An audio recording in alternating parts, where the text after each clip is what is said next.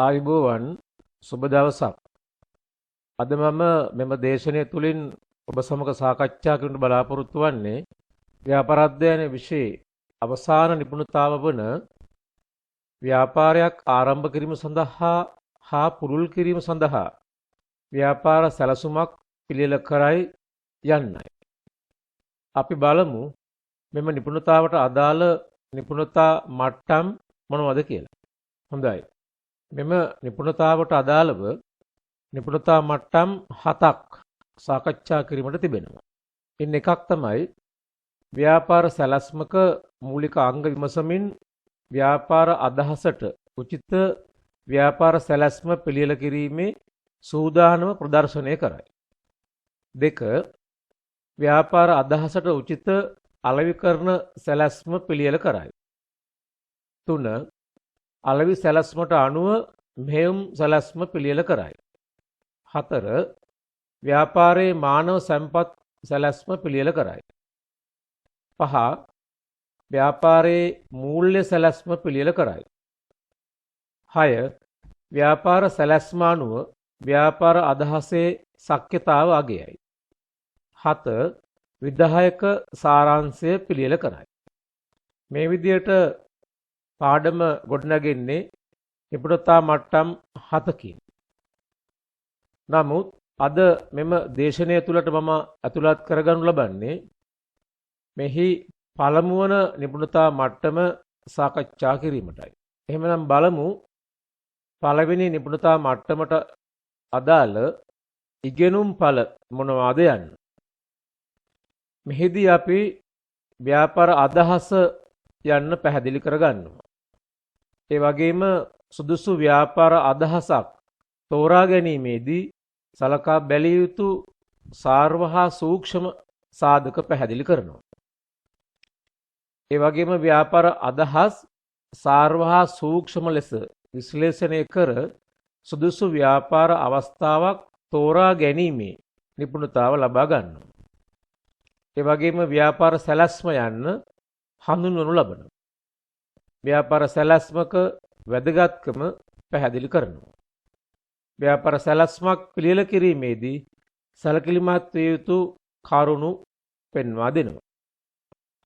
ඒ වගේම ව්‍යාපාර සැලැස්මක ඇතුළත් විය යුතු අංග ලැයිස්තුගත කරනවා.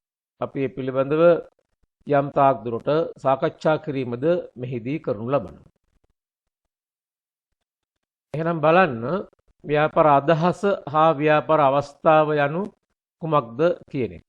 ව්‍යාපාර අදහසක් යනුවෙන් අපි හඳුන්වනු ලබන්නේ පුද්ගලයෙකුගේ හෝ සංවිධානයක අවශ්‍යතා හා වුවමනා ඉටු කළ හැකි නිෂ්පාදිතයක් පිළිබඳව ව්‍යවසායකයෙකු තුළ ඇතිවන සිතුවිලි. එහෙම නැත්නම් ව්‍යවසායකයෙකු තුළ ඇතිවන අදහස යනුවෙන් සඳහන් කරන්නත් පුළුවන්. මෙම ව්‍යාපාර අදහස ව්‍යාපාර අවස්ථාවක් වෙන්නේ කොහොමද? ව්‍යාපාර අවස්ථාවක් යනුවෙන් අපි අදහස් කරනු ලබන්නේ පරිසර සාධකවල වෙනස් වීම ඇසුරින් නිර්මාණය වන ඒ වගේ මෙම සාධකවල සහයෝගය ලැබමින් ලාභදායීව ව්‍යාපාර කටයුත්තක නියැලීමට ඇති ඉඩකඩ.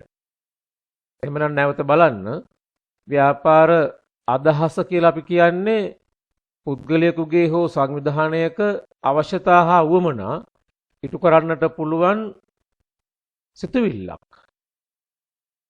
එහෙමනම් ව්‍යාපාර අවස්ථාවක් වෙන්නේ එම සිතුවිල්ල සාර්ථකව ලාභදායීව ක්‍රියාත්මක කිරීමට පරිසරය තුළ ඇති ඉඩකඩ. මේක තමයි මේ දෙකේ අදහස. අදහස් කීපයක් අතුරින් සුදුසු ව්‍යාපාර අවස්ථාවක් තෝර ගැනීමට එම අදහස් සියල්ල සාර්ව හා සූක්ෂම විශ්ලේෂණයක් මගින් පරීක්ෂා කර බලන්නට ඕන. එහෙම පරීක්ෂා කිරීමෙන් අනතුරුව තමයි වඩාත් සුදුසු අවස්ථාව ව්‍යවසායකයෙකුට තෝරාගත හැකි වන්නේ. එහෙමනම් බලමු මේ සාර්ව විශ්ලේෂණය කියන්නේ මොකක්ද කියලා. ව්‍යාපාර අදහස් සියල්ල අතරින් යෝග්‍ය ව්‍යාපාර අදහස හඳුනා ගැනීම සඳහා අප වෙත ලැබුණු නැත්නම් අප වෙත රැස්වුණු සියලු අදහස් ඇගීමට ලක් කිරීම තමයි සාර්ව විශ්ලේෂණ අපි කියන්නේ. මෙහිදී ව්‍යාපාරයේ බාහිර පරිසර සාධක ඇගීමකට ලක් කිරීමයි කරන්නේ. මා මෙහි දක්වා තිබෙනවා සාර්ව පරිසර සාධක කීපයක්. ආර්ථික පරිසරය, ප්‍රජා පරිසරය, සමාජ හා සංස්කෘතික පරිසරය යන ආදී වශයෙන්. ඔබට මතක ඇති අපි පළමු නිපුණතාවයේදී ව්‍යාපාර පරිසර සාධක සියල්ල විස්තර කළා. එම පරිසර සාධක විශ්ලේෂණය කිරීම තමයි මෙහිදී අපි සාර්ව විශ්ලේෂණය යනුවෙන් හඳුන්වනු ලබන්නේ. එහෙමනම් බලන්න සූක්ෂම විශ්ලේෂණය.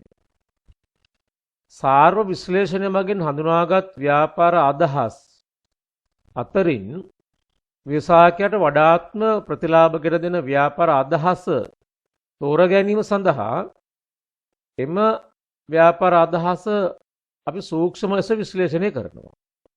එහිදී ව්‍යාපාරයේ අභ්‍යන්තර හා ආසන්න පරිසර සාධක අනුව තමයි මේ ඇගීම කරන්නේ. එහෙමනම් අපි පළමුවෙන් සාර්ව විශ්ලේෂණය කරනම ව්‍යාපාරයේ බාහිර පරිසර සාධක ඇගීම තුලින් ඉන් අනතුරු අපි තෝරගන්න අදහස් කීපයක් නැවතත් අභ්‍යන්තර හා ආසන්න පරිසර සාධක අනුව ඇගීමක් කිරීමෙන් වඩාත්ම සුදුසු ලාභදායි ව්‍යාපාර අවස්ථාව ව්‍යවසායකයාට තෝරාගත හැකියි. ඔබට මතක් වීමට මා මෙහි අභ්‍යන්තර සාධක කීපයක් පෙළගස්වනවා. අයිතිකරුවෝ, කළමනාකරුවෝ, සේවකයෝ, සම්පත් යනාදී. මෙහිදී ආසන්න පරිසර කීපයකුත් මා ඔබට මතක් කර දෙනවා. ගනුදෙනුකරුවෝ, සැපයීම්කරුවෝ, තරඟකරුවෝ යනාදී. මා මෙහි දක්වන්නේ දෙසුන් කීපයක් වුවද විශ්ලේෂණයේදී අභ්‍යන්තර පරිසර සාධක සියල්ලත් ආසන්න පරිසර සාධක වැඩි ප්‍රමාණයකුත් විශ්ලේෂණය කිරීමෙන් ව්‍යාපාර අදහස තෝරා ගැනීම වඩාත් යෝග්‍ය වෙනවා. එහෙමනම් බලමු ව්‍යාපාර සැලැස්මක් පිළියෙල කරන අවස්ථා මොනවද කියලා.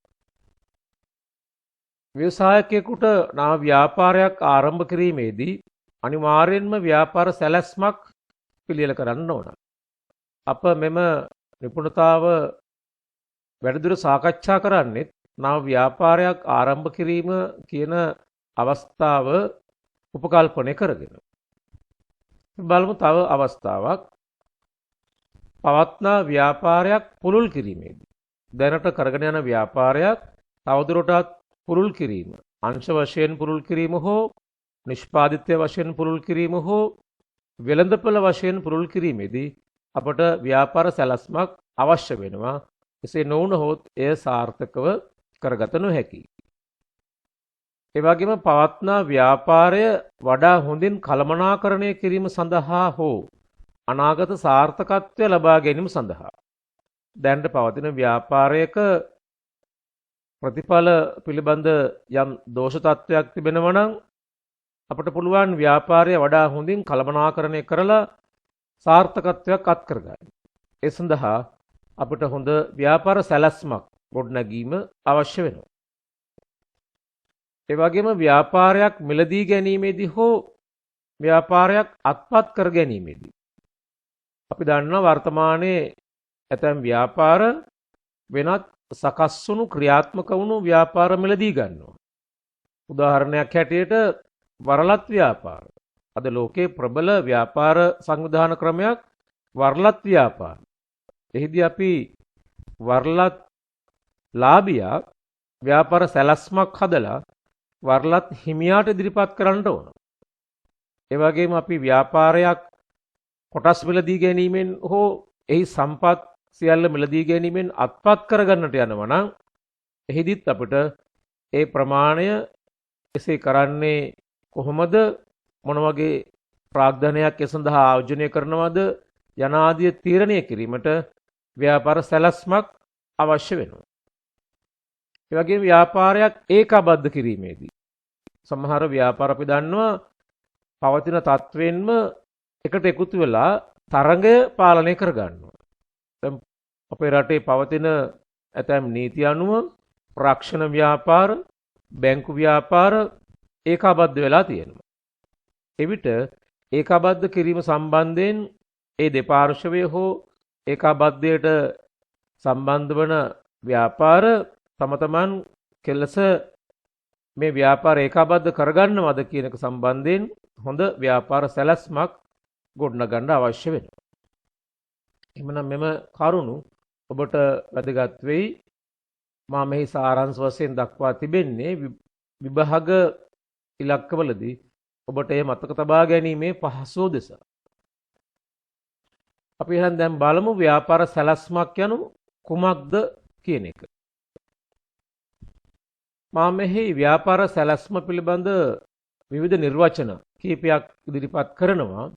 ඉන් අනතුරුව ඔබට පොදු නිර්වචනයක් ඉදිරිපත් කිරීමටත් බලාපොරොත්තු වෙනවා. ඊටම කෙටි අදහසක් තමයි මා මෙහි දක්වා තිබෙන්නේ ව්‍යාපාරයකට මඟ පෙන්වන මාර්ග සිතීමක් කියන එක. මේ විභාගයට ලිවීම සඳහා සුදුසු කියා මා අදහස් කරන්නේ නැහැ. නමුත් ව්‍යාපාර සැලැස්මක් අපට කෙටියෙන්ම හඳුන්වන්න පුළුවන් ආකාරය තමයි ව්‍යාපාරයකට මඟ පෙන්වන මාර්ග සිතීම කියන එක. තව අදහසක් ව්‍යාපාරයක සෑම අංශයකම ආර්ථික වළංගුතාව පෙන්눔 කරන ලේඛනයක්.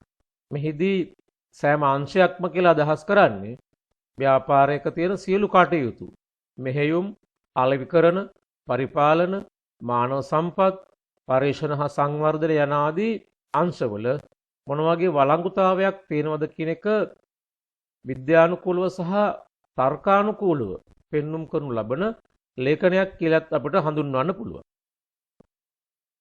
ඒ වගේම විභව බැංකුකරුවන්ට හෝ ඇල්මැති පාර්ශවයන්ට ව්‍යාපාරය පිළිබඳ පොරොන්දු හා විශ්මිතයන් අලෙවි කරන ලියවිල්ලක් යනුනුත් හැඳින්විය හැකියි. මෙහිදී බැංකුකරුවන් හෝ ඇල්මැති පාර්ශව ව්‍යාපාරය පිළිබඳව ඇල්මෙන් ඉන්න නිසා ඔවුන්ට අපි මොන වගේ පොරොන්දු දෙනවද, ඔවුන් අපි විමතියට පත් කරන සුවිශේෂ සාධක මොනවද, අලෙවි කරන කාර්යයන් අපි සිද්ධ කරන්නේ කෙසේද යනාදී කරුණු ඉදිරිපත් කරන ලේඛනයක් වශයෙන් හඳුන්වන්නත් පුළුවන්. ඒ වගේම පවතින හෝ නව ව්‍යාපාරයක් පිළිබඳ ඇල්මැති පාර්ශවයන්ට ව්‍යාපාරයේ අනාගත වැඩපිළිවෙල පිළිබඳ ඉදිරිපත් කරන ලේඛනයක් යනුවෙනුත් අදහස් කරන්න පුළුවන්. එහිදී පවතින ව්‍යාපාරයක හෝ නව ව්‍යාපාරයක ඇල්මැති පාර්ශව ව්‍යාපාරයේ අනාගත වැඩපිළිවෙල දැන ගැනීමෙන් තමයි ඔවුන්ගේ ව්‍යාපාරය හා තියෙන සම්බන්ධය, ඔවුන් ව්‍යාපාරය හා සම්බන්ධ වෙනවද නැද්ද යන්න තීරණය කරන්නේ. ඒ නිසා අපිට මේ ආකාරනුත් හඳුන්වන්න පුළුවන්. ඒ වගේම ව්‍යාපාර සැලැස්මක් යනු කිසියම් ව්‍යවසායකයෙකු විසින් ආරම්භ කිරීමට බලාපොරොත්තු වන ව්‍යාපාරය පිළිබඳව අභ්‍යන්තර හා බාහිර සියලු කරුණු ඇතුළත් කොට සකස් කරනු ලබන ලියවිල්ලක් වශයෙන්ද හැඳින්විය හැකියි. මේ තරමක් ප්‍රශස්ත හැඳින්වීමක් කියලා මම අදහස් කරනවා. මක්නිසාද මෙහි දක්වනවා ව්‍යවසායකයෙකු විසින් ආරම්භ කිරීමට බලාපොරොත්තු වන ව්‍යාපාරය පිළිබඳ අභ්‍යන්තර සාධක සියල්ලත් ව්‍යාපාරයේ පරිබාහිර කරුණු සියල්ලත් ඇතුළත් කොට සකස් කරන ලියවිල්ලක් වශයෙන් දක්වා තිබීම නිසා. ඒ වගේම ව්‍යාපාර සැලැස්මක් යනු ව්‍යාපාරයක අරමුණු හා ඒවා ඉටු කරගන්න ආකාරය දැක්වෙන විස්තරාත්මක ලේඛනයක් වශයෙන්ද හැඳින්විය හැකියි. ඒ අනුව මා මෙහි ව්‍යාපාර සැලැස්මක් යනු කුමක්ද යන අදහසට නිර්වචන එම නැත්නම් අර්ථකථනයන් 6ක් ඉදිරිපත් කළා. කෙසේ වෙතත් ඔබට විභාගයේදී මේ සියල්ල මතක තබා ගැනීම හෝ ඒවා ගලපා ඉදිරිපත් කිරීම අපහසු විය හැකි බැවින් පොදු නිර්වචනයක් ඉදිරිපත් කරන්නයි බලාපොරොත්තු වන්නේ. මෙහි දැක්වෙනවා ව්‍යාපාර සැලැස්මක් යනු කුමක්ද යනට පොදු අර්ථකථනයක්. ව්‍යාපාර සැලැස්මක් යනු ව්‍යාපාරයක අරමුණු හා පරමාර්ථද ඒවා ළඟා කරගන්නා ක්‍රමෝපායන්ද විස්තර කෙරෙන ලේඛනයක් වශයෙන් අපට හඳුන්වන්න පුළුවන්. මේ තුලින් ව්‍යාපාරයේ අදහස ගමන් මඟ දැක්වෙන මාර්ග සිතීමක් වන බවත් සඳහන් කරලා තිබෙනවා. මා පළමුවෙන්ම දක්වපු කෙටි අදහසත් මේට එකතු කළා. එහෙම නැතුව අපට අවශ්‍ය නම් ව්‍යාපාර සැලැස්මක් කියනු ව්‍යාපාරික අරමුණු හා පරමාර්ථ ද ඒවා ළඟා කරගන්නා ක්‍රමෝපායන්ද විස්තර කරන ලේඛනයක් යනුවෙන් දැක්වීමත් ප්‍රමාණවත් වෙනවා. නමුත් තවත් මෙම අදහස පෝෂණය වීමට ගමන් මඟ දැක්වෙන මාර්ග සිතීමක් කියන එකත් එකතු කර තිබෙනවා. එමනම් ඔබට මෙම අදහස පොදුවේ ව්‍යාපාර සැලැස්ම අර්ථකථනය කිරීමට පාවිච්චි කළ හැකියි. අපි දැන් බලමු ව්‍යාපාර සැලැස්මක වැදගත්කම මොකක්ද කියලා. කරුණු කීපයක් ඉදිරිපත් කිරීමට බලාපොරොත්තු වෙනවා. ව්‍යාපාර සැලැස්ම මගින් ව්‍යාපාරය අනාගතයේදී යා යුත්තේ කොතැනටද යන්න පෙන්눔 කිරීම. ඒ කියන්නේ ව්‍යාපාරයේ දැක්ම, නිෂ්ඨාව, ඉලක්ක, පරමාර්ථ අනාදිය මේ තුල පැහැදිලි කරන බැවින් ව්‍යාපාරයේ අනාගතයේදී කුමන ගමනක් යනවද, කුමන තත්වයකට පත් වෙනවද කියන එක මේ ව්‍යාපාර සැලැස්මෙන් පෙන්눔 කළ හැකියි. එය බොහෝ විට අභ්‍යන්තර හා බාහිර පාර්ශවයන්ට වැදගත් වෙනවා. ඒ වගේම ව්‍යාපාරයේ කෙරෙහි ඇල්මැති පාර්ශවයන්ට ව්‍යාපාරය පිළිබඳ අවබෝධයක් ලබා දීමට. මක්නිසාද ව්‍යාපාරයකට විවිධ ඇල්මැති පාර්ශව වැදගත් වෙනවා. එහෙමනම් මේ වැදගත් ඇල්මැති පාර්ශවයන්ගේ ආකර්ෂණය ලබා ගැනීමට ව්‍යාපාරය පිළිබඳ හොඳ අවබෝධයක් ඔවුන්ට ලබා දීම අවශ්‍යයි. ඒ සඳහා අපිට ව්‍යාපාර සැලැස්ම පාවිච්චි කරන්න පුළුවන්. ඒ වගේම ව්‍යාපාරයකට අවශ්‍ය මූල්‍ය පහසුකම් ලබා ගැනීමට. වර්තමානයේ බොහෝ මූල්‍ය ආයතන ව්‍යාපාරිකයෙක්, ව්‍යවසායකයෙක් ණය මුදලක් ඉල්ලා සිට විට පළමුවෙන්ම ඔවුන් ඉල්ලන්නේ ඔබේ ව්‍යාපාර සැලැස්ම ඉදිරිපත් කරන්න කියලා. එහෙමනම් අපිට ව්‍යාපාරයට වැදගත්ම සම්පතක් තමයි මූල්‍ය පහසුකම්. ඒවා ලබා ගන්න අපිට ව්‍යාපාර සැලැස්ම ඔවුන් වෙත ඉදිරිපත් කරන්න පුළුවන්. ඒ වගේම ව්‍යාපාරයකට අවශ්‍ය සම්පත් හඳුනා ගැනීම හා සම්පත් නිසි පරිදි හසුරුවාලීමට පහසු වීම. අපි දන්නවා ලෝකයේ සම්පත් හිඟයි. හිඟ සම්පත් කාර්යක්ෂමව පාවිච්චි කරලා තමයි අපි අරමුණු සඵලදායක කරගන්නේ. එහෙමනම් මේ හිඟ සම්පත් මොනතරම් අවශ්‍ය වෙනවද ව්‍යාපාරය පවත්වාගෙන යන්න? අපි ඒවා කොහොමද සඵලදායක වන ලෙස හසුරුවා ගන්න කියන එක කල්ැතුව සැලසුම් කරන්නට අවශ්‍යයි. එහෙමනම් ඒ සඳහා අපට ව්‍යාපාර සැලැස්ම බෙහෙවින්ම ප්‍රයෝජනවත් වෙනවා.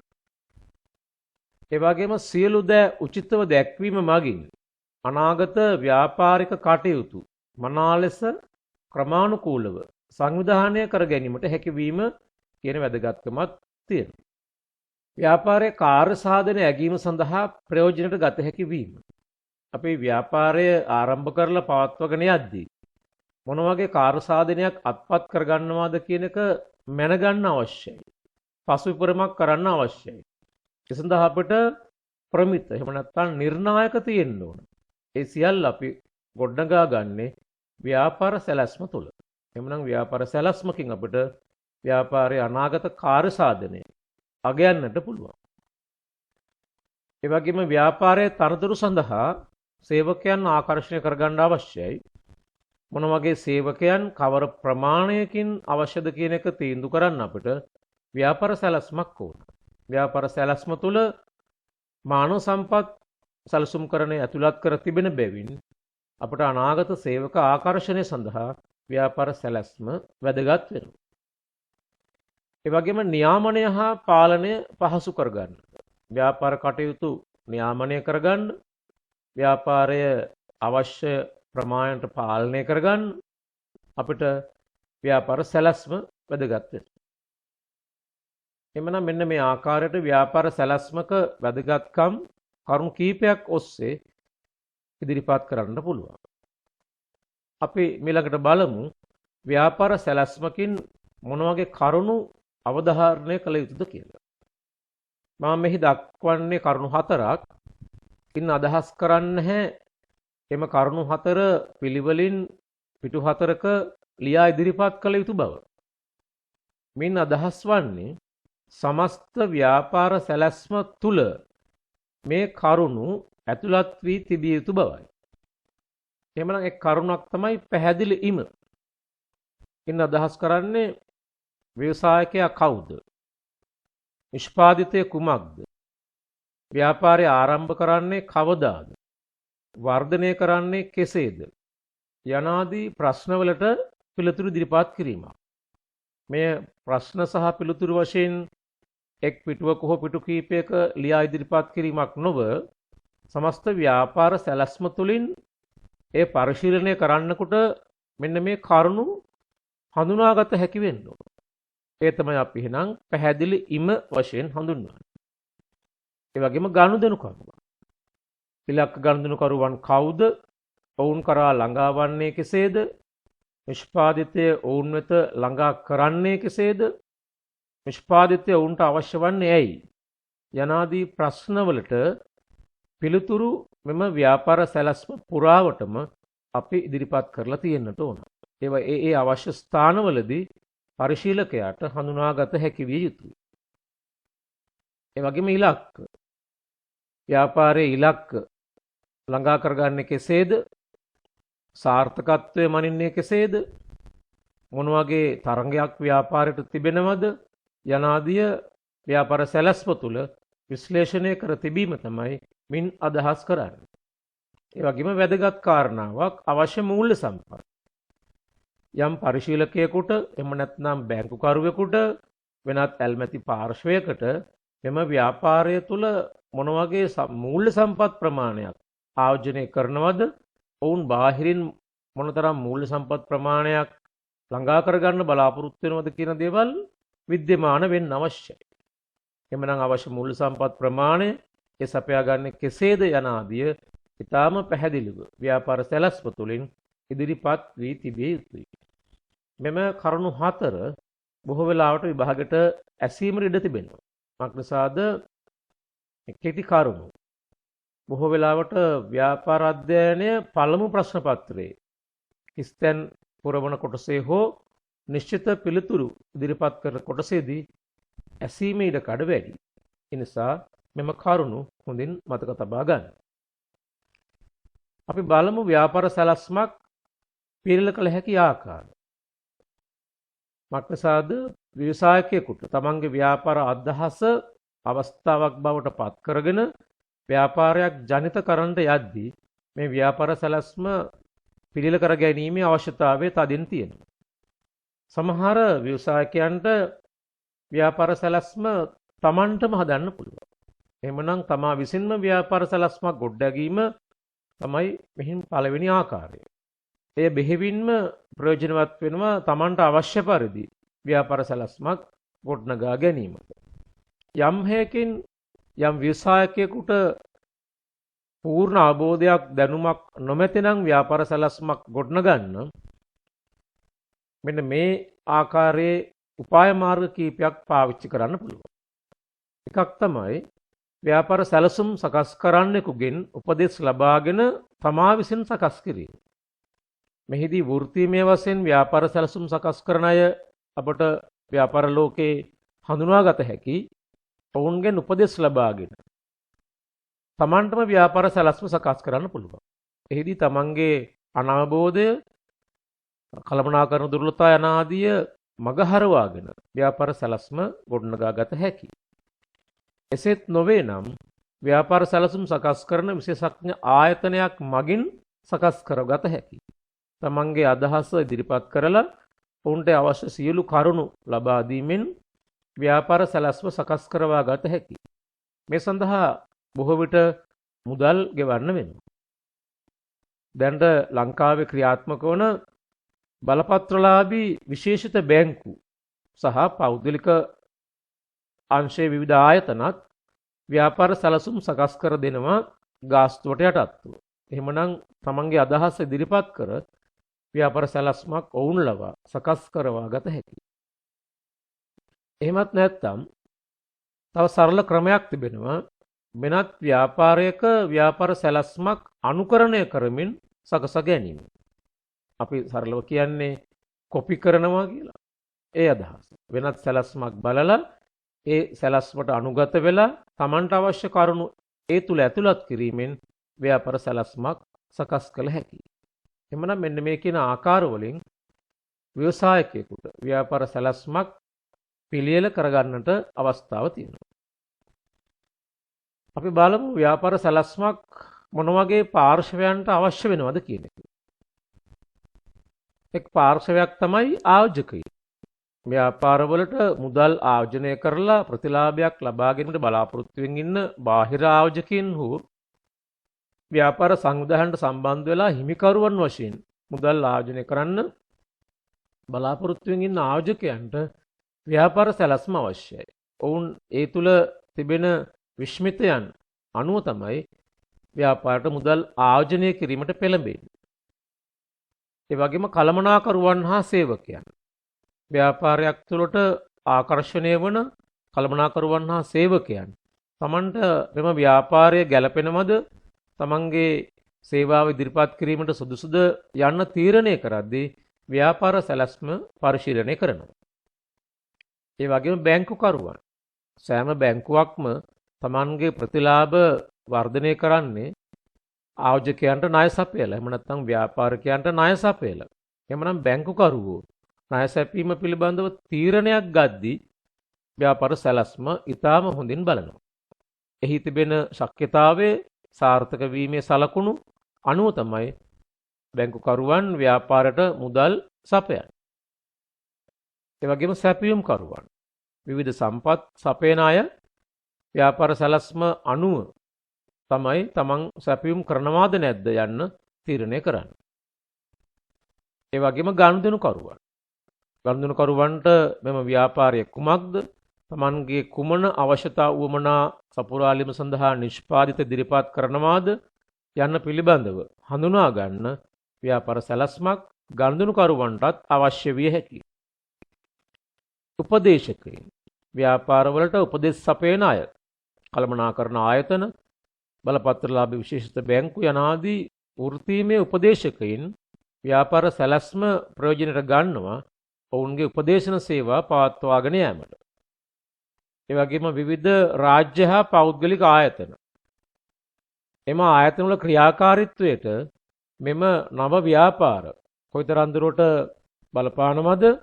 ඒ වගේම සමස්ත සමාජයට පරිසරයට මෙම ව්‍යාපාර මොන වගේ බලපෑම් කරනවද යන්න හඳුනා ගන්න ව්‍යාපාර සැලැස්මක් පරිශීලනය කරනවා. හොඳයි. අපි එහෙමනම් බලමු මෙම නිපුණතා මට්ටමේ තිබෙන වැදගත්ම කොටස. ඒ තමයි ව්‍යාපාර සැලැස්මක ඇතුළත් විය යුතු අංග. මා මෙහි ඒ අංශ සියල්ල පිළිවෙලින් ඉදිරිපත් කර තිබෙනවා. මේවා පිළිබඳව කෙටි සාකච්ඡාවක් අපි මෙම දේශනය තුළින් කරන අතර ඉදිරි නිපුණතා මට්ටම් වලදී මෙම අංග පිළිබඳව විශේෂ ගැඹුරු සාකච්ඡා ඉදිරිපත් කරනවා. එhmenan අපි බලමු මේ මොනවද කියලා. මුල් පිටුව. ඉන් අදහස් කරන්නේ මේ ලේඛනයක් වශයෙන් ඉදිරිපත් කරද්දී තිබිය යුතු මුල් පිටුව. පාටුන. පරිශීලකයාගේ පහසුව පිණිස අපි ඉදිරිපත් කරන පාටුන. විධායක සාරාංශය. ව්‍යාපාරයේ පිළිබඳ විස්තරය. අලෙවිකරණ සැලැස්ම. මෙහෙයුම් සැලැස්ම. මානව සම්පත් සැලැස්ම. මූල්‍ය සැලැස්ම සහ ඇමුණු. අපි දැන් බලමු මේ එක් එක් කරුණු පිළිබඳව සරල අදහසක්. මුල් පිටුව. ව්‍යාපාර සැලැස්මක අනන්‍යතාව. එහෙම නැත්නම් අදාළ ව්‍යාපාරයේ අනන්‍යතාවය පිළිබඳව සුවිශේෂ කරුණු ඉදිරිපත් කළ හැකි ස්ථානය තමයි නැත්නම් කොටස තමයි මුල් පිටුව. ව්‍යාපාරයට අදාළ හඳුනා ගැනීමේ සංකේත මෙම මුල් පිටුව තුල ඇතුළත් කළ යුතුයි. ඒව තමයි ලිපි යොමු, එහෙම නැත්නම් ලිපිනය, දුරකථන අංක, ෆැක්ස් අංක, වෙබ් අඩවි යනාදී කරුණු මේ මුල් පිටුව තුල ඉදිරිපත් කිරීමෙන් ව්‍යාපාරයේ හඳුනා ගැනීමේ විශේෂ සාධක පරිශීලකයන්ට ඉදිරිපත් කළ හැකියි. ඒ වගේම කිසියම් පරිශීලකයෙකුට කිසියම් ප්‍රශ්නයක් හෝ තොරතුරක් ලබා ගැනීමට අවශ්‍ය නම් ඒ සම්බන්ධයෙන් කාව ආමන්ත්‍රණය කළ යුතුද යන්න පිළිබඳව යම් තොරතුරක් මෙම ව්‍යාපාර සැලැස්මේ මුල් පිටුවේ ඉදිරිපත් කිරීමෙන් ව්‍යවසායකයාට ප්‍රයෝජනවත් වෙනවා. එනම් මා මෙහි නිදර්ශනයකුත් දක්වා තිබෙනවා. මෙවැනි මුල් පිටුවක් ආකර්ශනීය ලෙස ඉදිරිපත් කිරීම අවශ්‍ය වෙනවා. විදායක සාරාංශය. ව්‍යාපාර සැලැස්මක ඇතුළත් මූලික කරුණු සංක්ෂිප්ත කරලා දක්වන කොටස තමයි විදායක සාරාංශය. සැලැස්ම කියවන්නාට සමස්ත සැලැස්ම පිළිබඳව දල අවබෝධයක් ලබා දෙන්න මෙම විදායක සාරාංශය සමත් වෙනවා. ඒ නිසාම මෙම කොටස කෙටිව හා ආකර්ශනීයව ඉදිරිපත් කළ යුතුයි. එහෙමනම් අපි මේ පිළිබඳ වැඩිදුර විස්තර 7 වෙනි නිපුණතා මට්ටමේදී සාකච්ඡා කරමු. ව්‍යාපාර විස්තරය. ව්‍යාපාරයේ කුමක්ද යන්න, ව්‍යාපාරයේ සපයනු ලබන භාණ්ඩය හෝ සේවාව හෝ පිළිබඳ විස්තර, එමගින් ගනුදෙනුකරුවන්ට ලැබෙන ප්‍රතිලාභ, එහි සුවිශේෂත්වය වගේ දේවල් විස්තර කරන කොටස තමයි ව්‍යාපාර විස්තරය කියන්නේ. එහිදී අපිට ව්‍යාපාරයේ නම හා ලිපිණය, ව්‍යාපාරයේ අරමුණු හා පරමාර්ථ, ආදිකර්තෘවරු කියන්නේ ප්‍රවර්තකයෝ. එහෙම නැත්නම් ව්‍යාපාරයේ ආරම්භකයෝ. ඔවුන් කවුද කියන එක, සංවිධාන ව්‍යුහය, සංවිධාන ක්‍රමය, අධ්‍යක්ෂ මණ්ඩලය, භාණ්ඩ හා සේවා යනාදී පිළිබඳ විස්තර ඉදිරිපත් කරන්න පුළුවන්. අලෙවි කරන සැලැස්ම. ව්‍යාපාරයේ වෙළඳපළ තරඟකාරීත්වය කෙබඳුද? යොදා ගන්න අලෙවි කරන උපාය මාර්ග මොනවද? විකුණුම් පුරෝකතනය ආදී තොරතුරු සවිස්තරාත්මක ඉදිරිපත් කරන කොටස අලෙවි කරන සැලැස්ම. අපි මේ පිළිබඳව නිපුණතා මට්ටම් 2 සාකච්ඡා කරද්දී වැඩිදුර විස්තර බලනවා. මෙහෙයුම් සැලැස්ම. ව්‍යාපාරයේ මෙහෙයුම් කටයුතු වලට අදාළ තොරතුරු තමා මෙහි දැක්වෙන්නේ.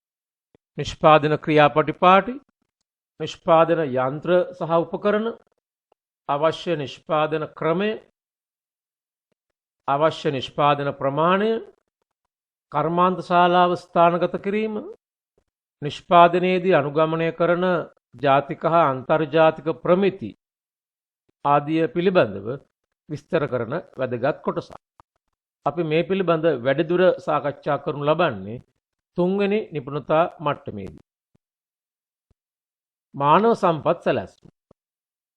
ආයතනයක අනාගත මානව සම්පත් අවශ්‍යතාව නිශ්චය කිරීමත්, එකී අවශ්‍යතා ඉටු කර ගන්න ආකාරයත් ඇතුළත් කරන සවිස්තරාත්මක කොටස.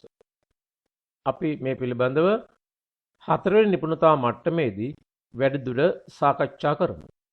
මූල්‍ය සැලැස්ම. මේ ඉතා වැදගත් කොටසක්. ව්‍යාපාරයක සියලුම ඇස්තමේන්තුගත මූල්‍ය තොරතුරු මෙහි ඇතුළත් වනවා. එහෙමනම් ඒ පිළිබඳව හොඳ පැහැදිලි විස්තරයක් අපි 5 වෙනි නිපුණතා මට්ටම සාකච්ඡා කිරීමේදී හඳුනා ගනිමු. ඇමුණුම්. මෙම කොටසත් ඉතා වැදගත්. මක්නිසාද ව්‍යාපාර සැලැස්ම ගොඩනගද්දී වෙනත් යම් තැනක ඇතුළත් නොවන කරුණු තිබේ නම් ඒවා ව්‍යාපාර සැලැස්ම අධ්‍යයනය කරන කෙනෙකුට වැදගත් නම් එම කරුණු අපි ඉදිරිපත් කිරීම ප්‍රයෝජනවත් වෙනවා. සාමාන්‍යයෙන් අපි ව්‍යාපාර සැලැස්මේ අවසානයේ තමයි මෙම ඇමුණුම් ඉදිරිපත් කරන්නේ.